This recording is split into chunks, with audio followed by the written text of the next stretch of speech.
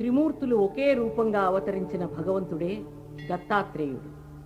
ఆ దత్తుడు కలియుగంలో భక్తుల కోసం పిఠాపురంలో శ్రీపాద వల్లభుడుగాను, గాణగపురిలో శ్రీ నరసింహ సరస్వతిగాను, ఈ తరంలో కర్ణాటకలోని బ్రహ్మకుండంలో శ్రీ శ్రీ శ్రీ గణపతి సచ్చిదానంద స్వామిగాను జన్మించాడు.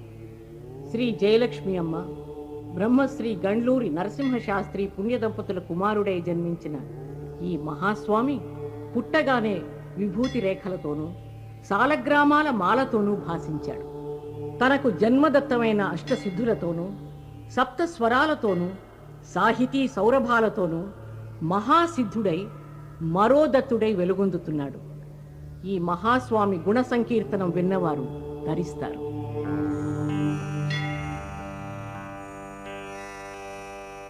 నీ